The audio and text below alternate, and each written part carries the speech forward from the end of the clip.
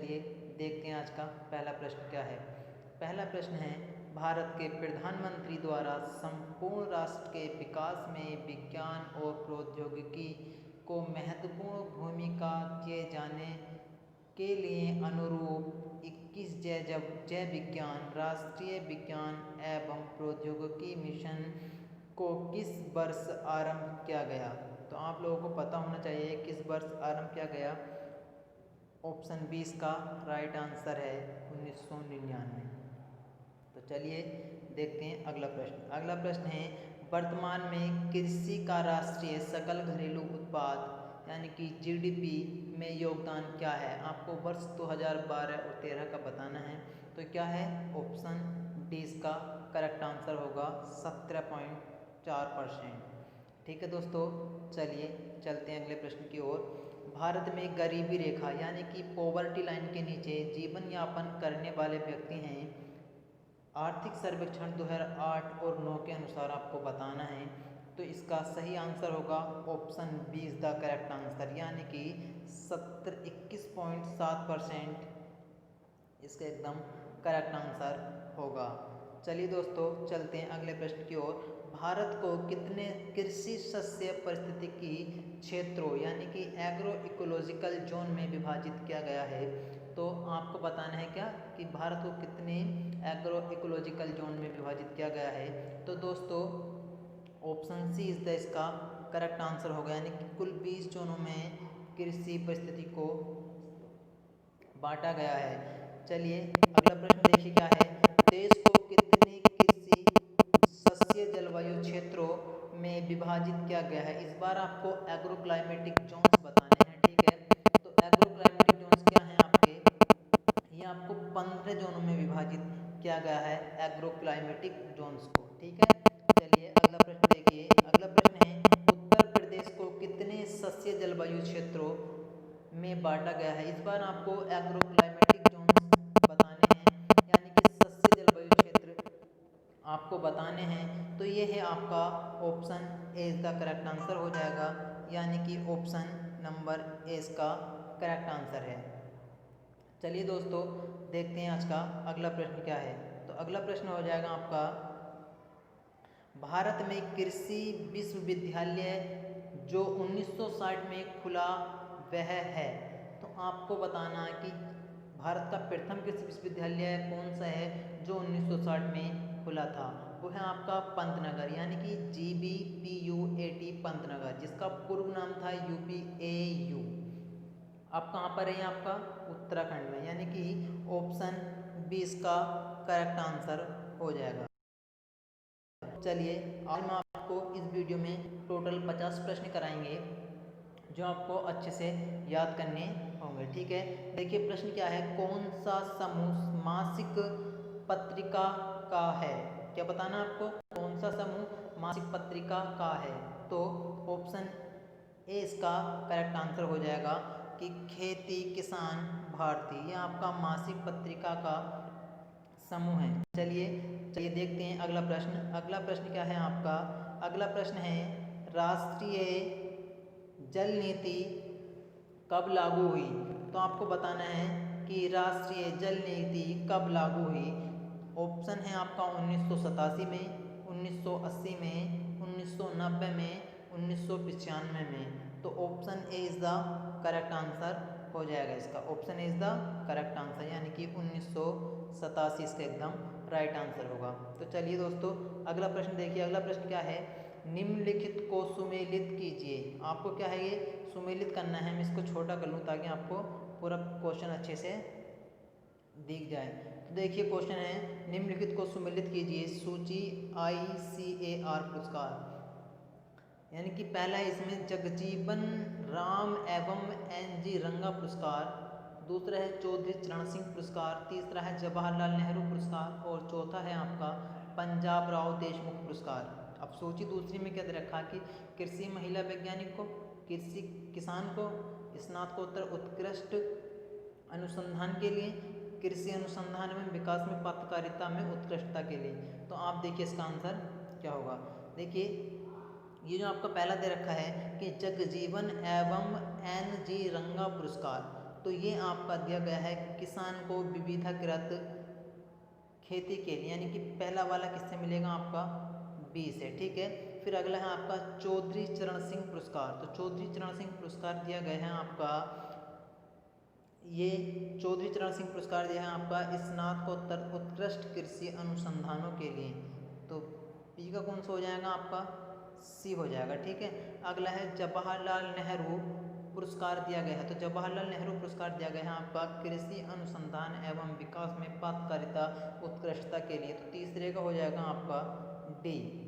आपका बचा चौथा पंजाब राव देशमुख पुरस्कार। तो पंजाब राव देशमुख पुरस्कार दिया गया है आपका कृषि महिला वैज्ञानिकों के लिए, ठीक है। तो ये हो जाएगा आपका इसका पहला, ठीक है दोस्तों। चलिए देखते हैं ऑप्शन कौन सा हो जाएगा इसका, यानी कि पहले का था आपका कौन सा बी। तो देखिए पहले का भी कौन सा, यानी कि option C is the correct answer हो जाएगा, ठीक है दोस्तों। ऑप्शन सी इज द इसका सही आंसर हो जाएगा। चलिए अब चलते हैं अपने अगले प्रश्न की ओर। तो अगला प्रश्न है निम्नलिखित में से कौन सा ICAR पुरस्कार वार्षिक, द्विवार्षिक एवं त्रिवार्षिक सम्मिलित करें। इसको भी आपको सम्मिलित करना, कौन सा वार्षिक और कौन सा त्रिवार्षिक है। तो मैं इसको फिर से छोटा कर लेता हूँ। अब देखिए क्या है, सरदार पटेल भारतीय कृषि अनुसंधान पुरस्कार का सर्वश्रेष्ठ संस्थान पुरस्कार है। तो ये है आपका वार्षिक, पहला कौन सा ये हो जाएगा आपका वार्षिक। और लाल बहादुर शास्त्री भारतीय कृषि अनुसंधान पुरस्कार युवा वैज्ञानिकों को कृषि अनुसंधान के लिए पुरस्कार दिए।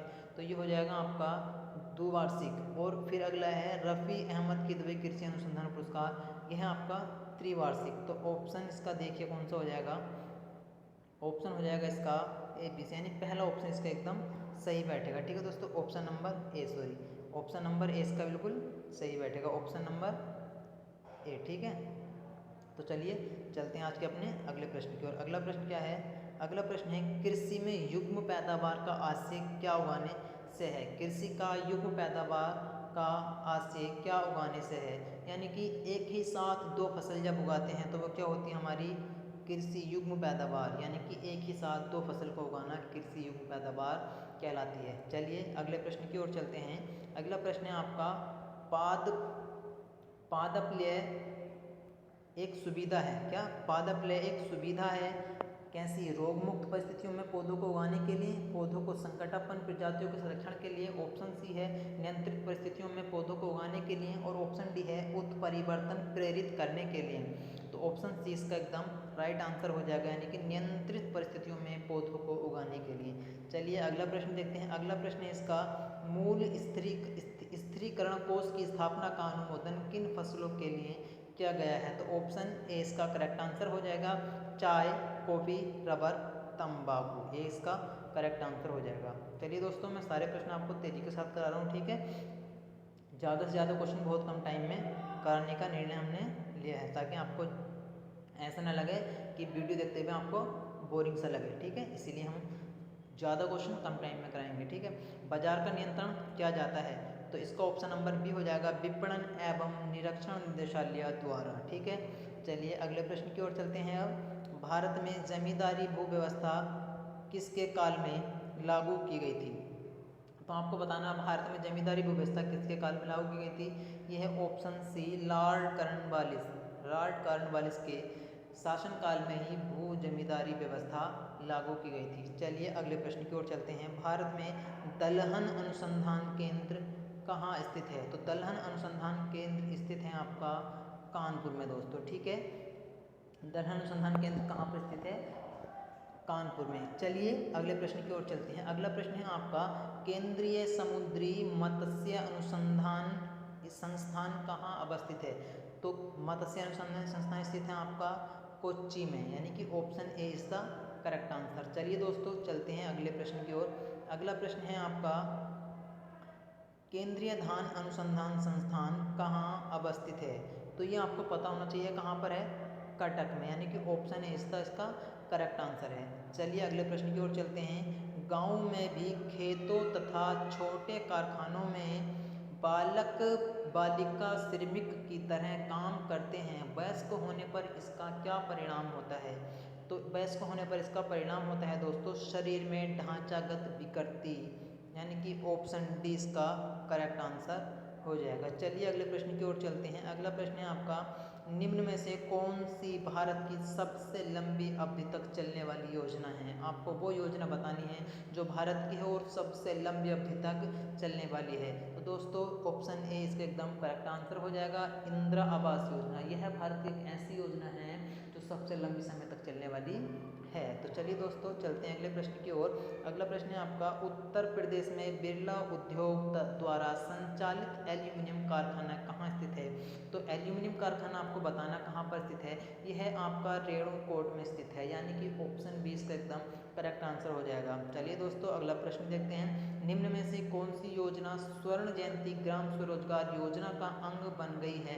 IRDP, ट्राइजेन, DWCR है। यानी कि ये तीनों की तीनों योजनाएं ऐसी हैं जो स्वर्ण जयंती ग्राम स्वरोजगार योजना का अंग बन गई हैं, यानी कि ऑप्शन डी इसका करेक्ट आंसर हो जाएगा। चलिए दोस्तों चलते हैं अपने अगले प्रश्न की ओर। तो दोस्तों अगला प्रश्न है, निम्न में से कौन सी योजना वर्ष 2011 से राष्ट्रीय ग्रामीण आजीविका मिशन के रूप में चलाई जा रही है? तो दोस्तों ये योजना है आपकी स्वर्ण जयंती ग्राम स्वरोजगार योजना, यानी कि ऑप्शन सी इसका एकदम करेक्ट आंसर हो जाएगा। ठीक है दोस्तों, चलिए चलते हैं अपने अगले प्रश्न की ओर। यदि दोस्तों वीडियो आपको अच्छी लग रही हो तो वीडियो को लाइक शेयर जरूर करना है, ठीक है। चलिए क्वेश्चन नंबर 25 इसका, निम्न में से किस स्थान पर भारतीय प्रौद्योगिकी संस्थान ITI अवस्थित है? तो आपको IIT अवस्थित बताना कहाँ पर है। तो यह आपका IIT कानपुर में अवस्थित है। ठीक है दोस्तों, चलिए अगले प्रश्न की ओर चलते हैं। फिर से हम क्या करना, हमको सुमेलित करना। तो मैं इसको फिर से छोटा कर लेता हूँ। यह है कि अंतर्राष्ट्रीय धान अनुसंधान संस्थान कहाँ पर है? केंद्रीय कृषि विश्वविद्यालय कहाँ पर है? केंद्रीय नींबू वर्गीय अनुसंधान केंद्र कहाँ पर है? राष्ट्रीय समेकित कीट प्रबंधन अनुसंधान केंद्र कहाँ पर है? तो दोस्तों देखिए, पहला ऑप्शन है अंतर्राष्ट्रीय धान अनुसंधान संस्थान कहाँ पर है?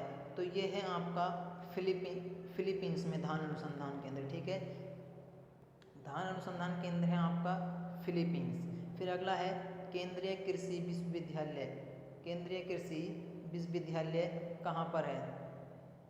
तो केंद्रीय कृषि विश्वविद्यालय है आपका इम्फाल, मणिपुर। फिर अगला है केंद्रीय नींबू वर्गीय अनुसंधान केंद्र कहाँ पर है? तो ये है आपका नागपुर, महाराष्ट्र में। फिर है आपका कि राष्ट्रीय समेकित कीट प्रबंधन अनुसंधान कहाँ पर है आपका? तो चौथे का है आपका IARI पूसा, नई दिल्ली। ठीक है दोस्तों, चलिए इसका ऑप्शन देखने की अब इतनी कोई खास जरूरत नहीं है क्योंकि मैंने सारे आपको अच्छे से बता दिए हैं। ठीक है, तो चलिए चलते हैं आपके अगले प्रश्न की ओर। अगला प्रश्न है, फिर से सुमेलित करना है आपको कि केंद्रीय शीतोष्ण बागवानी संस्थान कहाँ पर है? इसको मैं छोटा कर लेता हूँ फिर से, तो देखिए अब अच्छे से आपको दिख रहा होगा कि केंद्रीय शीतोष्ण बागवानी संस्थान कहाँ पर है। तो ये है आपका श्रीनगर में। ठीक है दोस्तों, कहाँ पर है? केंद्रीय शीतोष्ण बागवानी संस्थान है आपका श्रीनगर में। ठीक है, फिर अगला है केंद्रीय बागवानी फसल कहाँ पर है? केंद्रीय बागवानी फसल बतानी है आपको। केंद्रीय बागवानी फसल कहाँ पर है? तो केंद्रीय बागवानी फसल अनुसंधान है आपका कासरगोड, केरल में। कहाँ पर? कासरगोड, केरल में, ऑप्शन सी है इसका। फिर आएगा आपका केंद्रीय कंदीय फसल अनुसंधान संस्थान कहाँ पर है? तो ये है आपका तिरुवनंतपुरम, केरल में। ठीक है, फिर आता है आपका चौथा, भारतीय मसाला अनुसंधान संस्थान कहाँ पर है? तो ये हो जाएगा आपका चौथे का ए, यानी कि कालीकट, केरल में। ठीक है दोस्तों, चलिए अब चलते हैं अपने अगले प्रश्न की ओर। इसको मैं बड़ा कर लेता हूँ आपसे। फिर यह पहला प्रश्न है आपका, भारत में कृषि संबंधी तनाव के कारण स्वरूप नामक रिपोर्ट कब प्रकाशित की गई थी? भारत में कृषि संबंधी तनाव के कारण स्वरूप नामक रिपोर्ट कब प्रकाशित की गई थी? तो आपको बताना कब प्रकाशित की गई थी। तो इसका option C is the correct answer है, यानी कि वर्ष 1979 में ये रिपोर्ट प्रकाशित की गई थी। चलिए अगले प्रश्न की ओर। निम्नलिखित में से कौन कृषि निवेश में नहीं आता है? तो आपको बताना कौन कृषि निवेश में नहीं आता है, यानी कि तकनीकी ज्ञान, खाद उर्वरक, सिंचाई जल या बीज। तो ऑप्शन ए इसका करेक्ट आंसर हो जाएगा दोस्तों, यानी कि तकनीकी ज्ञान जो है वो आपका कृषि निवेश में नहीं आता है। ठीक है, अगला क्वेश्चन है आपका, महाल शब्द का अर्थ है, महाल शब्द का अर्थ आपको बताना, महाल यानी कि जैसे मोहल्ला होता है आपका, तो ये है आपका गांव, कस्बा, नगर या जिला। कस्बा बहुत बड़ा होता है आपका, नगर भी और जिला भी। तो ऑप्शन ए इसका करेक्ट आंसर हो जाएगा, यानी कि गांव। महाल का शाब्दिक अर्थ क्या है, गांव। चलिए अगले प्रश्न की ओर चलते हैं दोस्तों। अगला प्रश्न है, भारत में महलबाड़ी व्यवस्था कब प्रारंभ की गई थी। ये तो सीधे सीधे ऐसा मान लो हिस्ट्री से आपका क्वेश्चन आ गया है। महलबाड़ी व्यवस्था कब प्रारंभ की गई थी, 1833 में दोस्तों। कब प्रारंभ की गई थी, 1833 में, यानी कि ऑप्शन बी इसका करेक्ट आंसर होगा। चलिए अगले प्रश्न की ओर चलते हैं। निम्नलिखित में से कौन सा कथन जमींदारी प्रथा के बारे में सही नहीं है, जमींदारी प्रथा के बारे में सही नहीं है। इसे बंगाल में लागू किया गया था, सही है। इसमें जमींदारी को भूमि का स्वामित्व दिया गया था, सही है। स्वतंत्रता के पूर्व यह प्रथा भारत के 19% क्षेत्र पर लागू थी, सही है ये भी। फिर आता आपका चौथा कि इसमें जमींदारी कुल कर 80% अंग्रेज को देता था और 20% अपने पास रखता था। ये इसके एकदम सही आंसर होगा, यानी कि ये गलत दे रखा है। ठीक है, चलिए अगला क्वेश्चन देखते हैं। महलबाड़ी प्रथा किसने शुरू की थी। तो महलबाड़ी प्रथा किसने शुरू किया गया था, ये क्या था आपके आगरा एवं अवध ने महलबाड़ी प्रथा को शुरू किया था। ठीक है दोस्तों, इनके बारे में मैं डिटेल में इसलिए बता रहा क्योंकि बताऊंगा काफ़ी टाइम लगेगा। ठीक है, इसलिए हमको क्या करना, केवल और केवल क्वेश्चन करने, कम टाइम में ज़्यादा क्वेश्चन करने। ठीक है, चलिए अगला प्रश्न क्या है। अगला प्रश्न है आपका, जमींदारी उन्मूलन कार्यक्रम की शुरुआत किस राज्य में हुई थी। तो एक हुई थी आपकी उत्तर प्रदेश में। जमींदारी उन्मूलन की शुरुआत किस प्रदेश में की गई थी, उत्तर प्रदेश में। चलिए चलते हैं अगले प्रश्न की ओर। अगला प्रश्न है आपका, ऑपरेशन बर्गा का संबंध किससे है। ऑपरेशन बर्गा का संबंध किससे है। तो ऑपरेशन बर्गा का संबंध है आपका बटाईदारों के संरक्षण से, यानी कि ऑप्शन बी इसका करेक्ट आंसर होगा। चलिए दोस्तों चलते हैं आज के अगले प्रश्न की ओर। अगला प्रश्न क्या है, निम्न में से कौन सा भूमि सुधार के अंतर्गत नहीं आता है। तो भूमि सुधार के अंतर्गत कौन सा नहीं आता है, ऑप्शन ए, यानी कि ड्रिप सिंचाई कभी भी भूमि सुधार के अंतर्गत नहीं आता है। बाकी तीनों के तीनों ऑप्शन ये भूमि सुधार के अंतर्गत आते हैं, जैसे सहकारी खेती, काश्तकारी सुधार, चकबंदी, ये सभी आते हैं। क्वेश्चन नंबर 37 है, देखिए, भारत का राष्ट्रीय सूत्रकृमि संग्रह स्थित है, यानी कि जो भारत का राष्ट्रीय सूत्रकृमि है, यानी कि नेशनल नेमाटोडे कलेक्शन ऑफ इंडिया स्थित है कहाँ पर, IAR नई दिल्ली में। ठीक, कहाँ पर, IAR नई दिल्ली में। ठीक है, चलिए ऑप्शन इसका करेक्ट आंसर हो जाएगा। अगला प्रश्न देखिए, भारतीय कृषि अनुसंधान परिषद, जिसका अध्यक्ष केंद्रीय कृषि मंत्री हुआ करता है, का गठन हुआ था आपका 16 जुलाई 1929 को। ऑप्शन ए इसका करेक्ट आंसर हो जाएगा। चलिए चलते हैं अगले प्रश्न की ओर। अगला प्रश्न है आपका, राष्ट्रीय कृषि प्रौद्योगिकी परियोजना NATP को केंद्रीय मंत्रिमंडल ने उसके क्रियान्वयन हेतु स्वीकृति प्रदान की थी। तो ये की थी आपके 19 नवंबर 1998 को, यानी कि ऑप्शन ए इसका करेक्ट आंसर होगा। चलिए दोस्तों चलते हैं अगले प्रश्न की ओर। तो अगला प्रश्न क्या है आपका, संस्थान ग्राम संपर्क संबंध परियोजना IVLP institutional village linkage programme देश में कब शुरू हुई थी। तो हुई थी आपकी 1965 में। कब हुई थी दोस्तों, 1965 में, यानी कि ऑप्शन ए इसका करेक्ट आंसर होगा। चलिए चलते हैं अगले प्रश्न की ओर। अगला प्रश्न है, भारत में बहुफसल कार्यक्रम कब शुरू किया गया था। बहुफसल कार्यक्रम शुरू किया गया था आपका वर्ष 1967 से 68। ऑप्शन इसका करेक्ट आंसर होगा। चलिए अगले प्रश्न की ओर। अगला प्रश्न, कृषि सेवा केंद्र नामक योजना किस पंचवर्षीय योजना के कार्यकाल में प्रारंभ की गई थी। तो की गई थी आपके चौथी पंचवर्षीय कार्यकाल के प्रारंभ में। ठीक है, चलिए अगला प्रश्न देखते हैं। अगला प्रश्न है आपका, ग्रामीण क्षेत्रों में शहरी सुख सुविधाएं प्रदान करना, यानी कि PURA पूरा योजना किसके द्वारा प्रतिपादित की गई थी? तो पूरा योजना किसके द्वारा प्रतिपादित की गई थी? डॉक्टर APJ अब्दुल कलाम, यानी कि option A is the correct answer होगा इसका। ठीक है, चलिए चलते हैं अगले प्रश्न की ओर। अगला प्रश्न है भूदान और ग्रामदान आंदोलन किसके द्वारा चलाया गया था? तो भूदान और ग्रामदान आंदोलन आपका विनोबा भावे, यानी कि option A is the correct answer होगा इसका। ठीक है दोस्तों, चलिए अगले प्रश्न की ओर चलते हैं। अगला प्रश्न है आपका हरित क्रांति को अमली जमा पहनाने का श्रेय निम्नलिखित में से किस कृषि वैज्ञानिक को दिया जाता है? तो इसका option number see the correct answer होगा, यानी कि डॉक्टर नॉर्मन बोरलॉग को हरित क्रांति के जमली का श्रेय दिया जाता है। ठीक है, चलिए क्वेश्चन नंबर 46 है आपका ग्रामीण क्षेत्रों में राज्य सरकार ने खेतिहार मजदूर एवं भूमिहीनों के सहायतार्थ ऊसर भूमि सुधार के लिए ऊसर प्रभावित जनपदों में का कार्यान्वयन किया गया है। तो ऑप्शन डी इसका एकदम करेक्ट आंसर होगा, यानी कि भूमि सेना योजना। दोस्तों जो मैं आपको ये प्रैक्टिस सेट करा रहा हूँ ये 2020 का ही प्रैक्टिस सेट है, अभी तक दुकानों पर अच्छे से आया भी नहीं है, तो मैं आपको इसको कराना स्टार्ट कर दिया हूँ, इसीलिए कि आपको सभी चीज़ अच्छे से क्लियर हो जाए। उस टाइम से पहले आपका ग्रामीण परिवेश के सारे प्रैक्टिस सेट में आपको लगवा दूँ। ठीक है, चलिए अगला प्रश्न है आपका प्राय गाँव में किसान कृषि रसायनों का उपयोग पशुओं के शरीर से जुएं आदि परजीवी को नष्ट करने हेतु करता है, जो होता है आपके लिए बिल्कुल सर्वथा हानिकारक तथा गलत है। ऑप्शन है इसका एकदम करेक्ट आंसर होगा दोस्तों। ठीक है, चलिए अगले प्रश्न की ओर। अगला प्रश्न क्या है आपका? अगला प्रश्न है पीली क्रांति संबंधित है। तो पीली क्रांति तो शायद आपको सभी को पता होगा किससे? तिलहनों के उत्पादन में वृद्धि से। ठीक है, चलिए चलते हैं अगले प्रश्न की ओर। अगला प्रश्न है अनावृत योजना यानी कि रोलिंग प्लान किस अवधि के लिए बनाया गई थी? तो रोलिंग प्लान बनाया गया था आपका 1978 से 1983 ईस्वी के अवधि के मध्य। ठीक है दोस्तों, चलिए अगला प्रश्न देखते हैं। अगला प्रश्न हो जाएगा आपका जो आपका क्वेश्चन नंबर 50 है और लास्ट प्रश्न है ये वीडियो का।